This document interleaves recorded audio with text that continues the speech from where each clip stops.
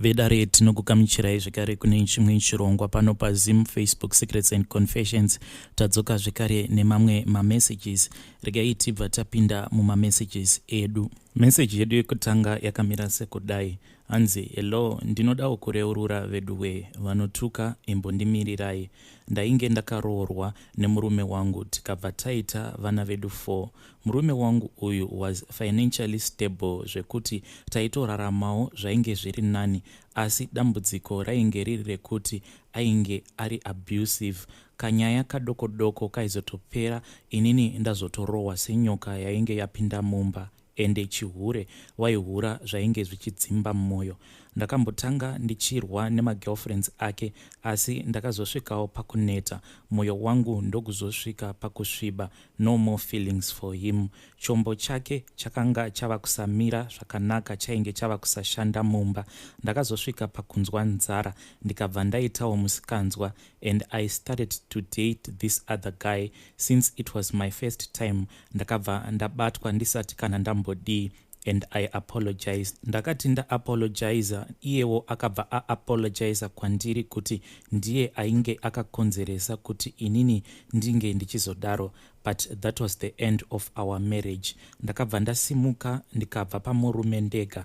I felt bad nazvo. Akabva ati siya vana vangu, hapana chaunotora nekuda kwekuti uri hure remunhu. For sure I moved out empty-handed.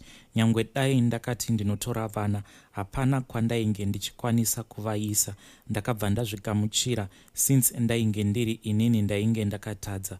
Zvino chinondirwadza handibvumidze kuti ndinge ndichiona vana vangu kana kuvapawo anything. Vana have been brainwashed and influenced so much kuti vandivenge, zvinova zviri kundirwadza. Firstborn akatondiudza kuti mama, I hate you so much. Ndakamuti it is okay, but I'll remain your mom. Hapana chichashanduka ipapo. And life yandainge ndichiraramiswa nababa vavo, hapana chavanga vasingazive, cause vose vainge vatokura. Hapana chinorwadza sekurambwa ne9 months dzako dzawakatakura. Handina kana peace of mind. Zvinhu zvangu hapana kana chinombofama. Hama dzangu dzose dzakabva dzangondirasa. Kana kuti ndiite boyfriend aigare, ndinongosangana nema-hit and run. I am living a very lonely life. Sometimes ndinotombofunga kuti zviri nani kuti ndinge ndichipfuudza upenyu hwangu. Ndatambura veduwe, I am working zvangu, but mufaro handitomborina zvachose. Vaneo mazano, please help me. Murume akatorora umwe mukadzi. Now that my ex-husband is married, vana vaye vanouya kwandiri one by one vachitaura nhunha dzavo. Ende kana vakataura nhunha dzavo, ndinongovati garai zvakanaka naamai venyu nababa venyu, handitauri anything bad. Vedare ndo message yandakatumidzirwa navahanzvadzi vedu ava. She is in deep pain. Please let us try to speak with her in the comment section. Zvakangoma azvo veduwe. Regai tibva taenda panyedu inotevera. Hanzi, makadii zvenyu mukoma? Inini ndiri mukadzi ane makore 40 ekuberekwa. Ndiri kuraramawo ndiri munyika yeutorwa. Nyaya yangu yakamira yakadai. I am married and my hubby is 50. But dambudziko randinetsa nderekuti vamwene vangu chose chavanenge vachida vanongokumbira mwana wavo, inini havandikumbiri. Ende kunyangwe vakazopiwa chacho chavanenge vakumbira kumwana wavo, vakapiwa havatendi. Apa pamba pakazara vana tete. Apa vana tete vacho havadi kushanda. Chava kundinetsa ndechekuti saka ndofawo here ndisinawo chandinenge ndakwanisa kuita muupenyu hwangu, nekuti mari yose yatiri kushandira iri kungoperera kuhama dzemurume wangu. Please advise me. Vedare ndo message yatakatumirwa ichibva kuna vahanzvadzi vedu. Please ngatitaurei navo mucomment section. Regai tibva taenda panyedu inotevera. Hanzi, please ladies help me here. inini nemurume wangu takabatwa chirwere cheHIV tose nebaba, saka inini hangu ndakabva ndazvigamuchira kuti ndo zvainge zvavapo, and now I am taking my medication. But problem murume haasi kuda kunwa ende ari kutowedzera kuhura kwacho. Haana kana funeral policy, he is not working. Bad part of that, ari muno mujoni, ko akazorwara naivasikana iye asingadi kutora mapiritsi, ndichazoita sei naye? Should I tell hama dzake dzizame kumukansela, nekuti inini ndatadza kumukansela kwacho? Please advise me. Vedare ndo message yandakatumidzirwa navahanzvadzi vedu. Please let us try to speak with her in the comment section. Zvakangoma hazvo veduwe, regai tibva taenda panyaya yedu inotevera. Hanzi makadi zvenyu mukomanashe, please post for me. Inini ndiri munhu ari addicted chaizvo panhau idzodzidzi dzebonde. Ndiri kunoku kuEast London, saka ndiri kutsvakawo mudzimai kana kuti madzimai vanofarirawo nhau idzodzidzi dzebonde, kunyangwe vakada kuti tinge tichiita bonde racho as a group takawanda, nekuti inini ndo zvandinofarira. Nhengo yemunhukadzi ndinonyatsonzwa kuti ndo yandinonyanyisa kufarira kudarikidza zvinhu zvose zvandinofarira muno munyika matiri kurarama. I am 38 years old. Kana painewo ari addicted as I am, please ngangoisa like, I will follow my comments. Hey, zvakangoma hazvo vedare, asi ndo confession yavo mukoma vedu. Hanzi ndiri kuEast London. Let us speak with him in the comment section. Regai tibva taenda panyaya yedu inotevera. Hello Mkomanashi. Hello, how are you? Good morning, good morning. So this is the audio and kuti muzopa sekuru tembo. I'm sorry nekurekoda this late and nekunonoka kurekoda. I was really trying to think on summarizing my story. This is the story is very big, and I also wanted to be ready emotionally because I've been going through a lot lately. So yeah, I just wanted to be myself first before I could make my audio. And also but even if you are to publish the story and people ask kuti ndoda help yakaita sei, I don't even know what kind of help I need, but yeah, I don't know. So this is my story that you are going to give kuna sekuru tembo. I'm sorry, don't mind my face. Hopefully ningechinzika audio because ndine flu. Yeah, so makadi sekuru tembo Mr. Rango. So ndogara kuno nyange kamireka daiso growing up andina kukura nevabereki. Ndakakura ndiri mwana waingoiswa kakasiyana siyana evanhu because mama wangu ashaika ndiri mwana mudiki, and poka ashaika pachonani wangu asiyana na mama wangu. Then mama wangu vakauya kuSouth Africa, saka mukukura kwandakaita upenyu wasn't soft. Yeah, I would put it like that way. So when I was 14, 15, I was raped by my cousin brother mwana wa bamnini muning'ina wadedi wangu. So I then became pregnant, and after that vazive kuti nyaya yacho yazikanwa nevanhu like with my mother. So they didn't want vanhu vakawanda to know, or like vakatraya kuti chokwadi chiwanziridzwe chifeneni. Then someone poisoned my food a close relation also, so that I could die. But unfortunately, the prison yakano affecta mwana. Ndakaenda kuchipatara ndabatsirwa mwana. The pregnancy was 7 months gone, and ndabatsirwa mwana anaomborarama nguva yakareba ndobva atangochinja makala, then ndobva ashaya. So after that mama wangu akabva azonditora ndobva atangogara neni, but I don't know, maybe kuti nditi mushonga or what happened, kana nditi vakatadza kuzvigamuchira here. Amen. Pandakatangogara navo, she then started like abusing me, all sorts of words. If I did any little mistake and later, she would insult me with those words like, iwandiwo akasejosa mukoma wako, that's why vakakureba, ufe wakaroorwa nemunhu ndomuudza kuti wakambodana nehama ukaita mwana nehama, you know, all those things. And I had a series of attempting to take my own life, but I thank God I didn't do it. Yeah, I thank God for that. So the real problem started from the time I got pregnant and Vayava.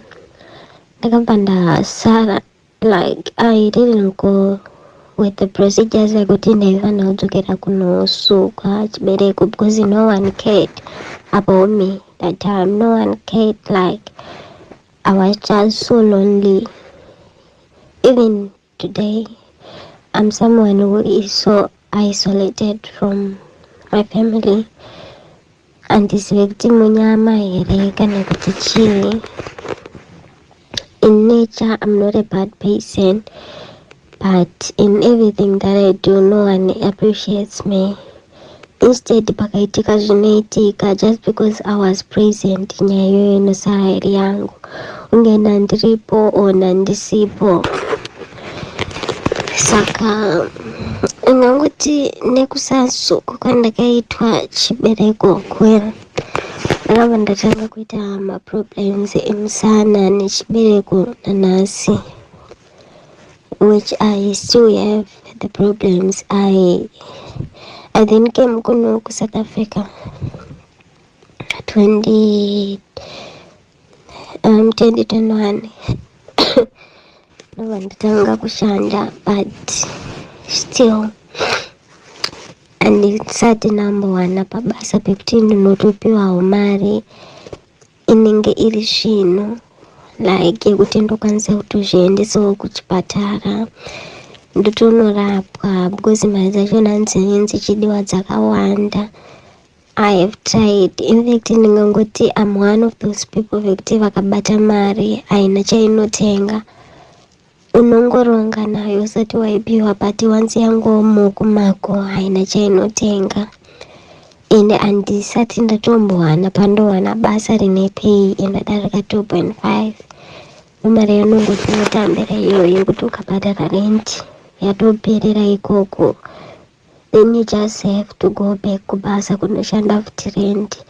I have tried kuenda kuchipatara, mopiwa mishonga, kutenga mishonga, kuitwa mapap smear, but nothing is helping, because right now ndane gore ndichingobuda madischarges. Uchiti wakaenda kuchipatara wakateswa, vanokuudza kuti hapana chirwere chatiri kubata, it's just normal balance or something, but ndinenge ndichibuda madischarges. Sometimes kusasu kunotomborwadza, zvekutorwadza zviya kunge kune something choda kubuda, wakapinza chigunwe ndonzwa kunge pane something chandabata, like kana kunzwa kuti like mutani makazvimba, something like that. And yeah, it's so painful. So I was wondering if kana pane ene mushonga wechivanhu ndinokwanisawo kushandisa, maybe zvamunokwanisawo kundiitira ndakakwanisawo kushandisa kuti ndipore. me because pane vamwe ndakambotaurawo navo pafoni panyaya yekuti vaida mari ende mari yanyu ndisingakwanisi kuiwana anozokwanisa kuita munamato dzavo vachitoti ndofanira kukasikirwa kuitwa because unogona kuzoita cancer. Yeah, the other problem is even chero ndakadaita relationship ndotoita kunge ndiri tiketi remunhu remarriage. Every time pandoda nemunhu you'll find an excuse yekuti angosiyana newe zviri rafu zviya kuti akuradzise kana kuti unozongonzwa kuti aroora. Right now ndine vakomana vandogona kuverenga vanokwanisa kuita 6 vandadanana navo vachingoroora, and vanhu vavaroora ukasatozovabloka okutochinja number and Facebook account, they will still haunt you like coming back into your life vachi zviya zvekuti mana anenge achiti I regret ever leaving you chichi, yeah, you are a nice person, you didn't do me any wrong, like something like that, zvekuti munhu anozotanga kukuda aroora. Ndingatoti ndakadanana nemunhu iye anenge ane mukadzi wake ndiyo relationship inogara. Ndakadanana nemukomana anenge achingori mukomana ndinobatwa rafu, imwe rafu isingatomboite zvekuti I remember the relationship I had last year. Mukomana yetombosvika pakundibuditsira pfuti kana tsamwa, like anga singatyi kana kundirova and stuff like that. Then we ended up going both ways, but yeah, zvava zvakangodaro ndo zvinenge zvichingoita marelationship angu izvozvo. Nongorwadzisiwo tonzwa kuti munhu aroora, no explanation, no what. Apo kumba apa like pane vanhu vekumba kwedu, no one checks up on me, like they don't really care. Yeah, I don't know, my story is a bit long and I'm a very emotional person, so I think I'll end here. I hopefully murupa munonzwa audio from Kumanash muchanzwisisa where I'm coming from and where I'm trying to kuti ndikusvitsei pakuti mu understand it, because I just try to summarize it, otherwise it's a very long thing. But if there's anything you wanna confirm with me, you can tell Mkumanash to ask me anything, then ndinovaudza kana pane anything chamunenge muchida ku understand, then ndokutaurirai. Thank you so much Mkumanash, and I'm so very sorry to record this lately. I just saw it at the right time yekuti ndiise audio since pari pananda kamuka and ndachishaya hope, and I just feel like letting it out now. So yeah, vedare ndo message yandakatumidzirwa nemwanasikana uyu. Zvakangoma hazvo vedway, kana kuinewo kwamunoziva kwekuti mwanasikana uyu anokwanisa kuwana help, please come to my inbox tione kuti mwanasikana angabatsirikana sei. Zvimwe zvatinosangana nazvo mukurarama zvino zvinorwadza, zvinonetsa kugamuchira, but that is why we are here, so that we can assist each other as a community. Please ngatitaure naye mucomment section. Ndichadzoka zvekare nezvimwe zvirongwa munguva inotevera.